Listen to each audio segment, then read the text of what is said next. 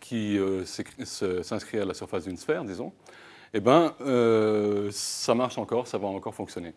Pour le ballon de foot, ça peut être un petit exercice amusant de compter combien il y a de faces, d'arêtes, de sommets. Par exemple, des faces, il y en a de deux types.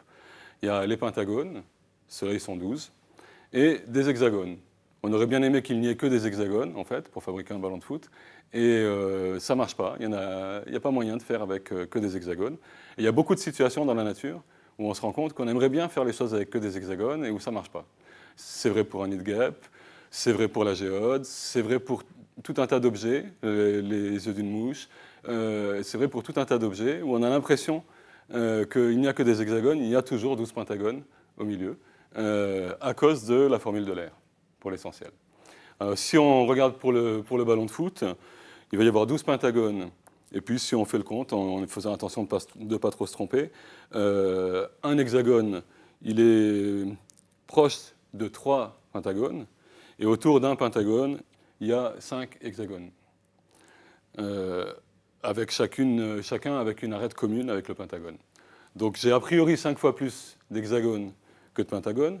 Mais comme chacun figure dans la liste pour celui-là, pour celui-là, pour celui-là, c'est-à-dire pour 3 pentagones, alors il y en a 3 fois moins. Donc il n'y a en fait que 20 hexagones et 12 pentagones. Ça fait 32 faces. Puis on pourrait compter le nombre d'arêtes, le nombre de sommets, et vérifier que la formule d'Euler est toujours valable. C'est-à-dire pour tous les polyèdres qu'on peut déformer comme ça, en les gonflant en forme de ballon, en forme de sphère, eh ben, la formule d'Euler, ça marche, il n'y a pas de problème.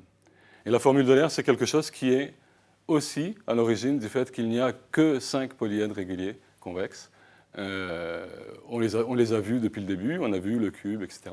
Mais les polygones qui vont servir et les polyèdres qu'on va réussir à fabriquer à cause de la formule d'Euler, on ne pourra pas prendre autre chose que des triangles, des carrés et des hexagones, et on ne pourra pas obtenir plus de 5 polyèdres réguliers.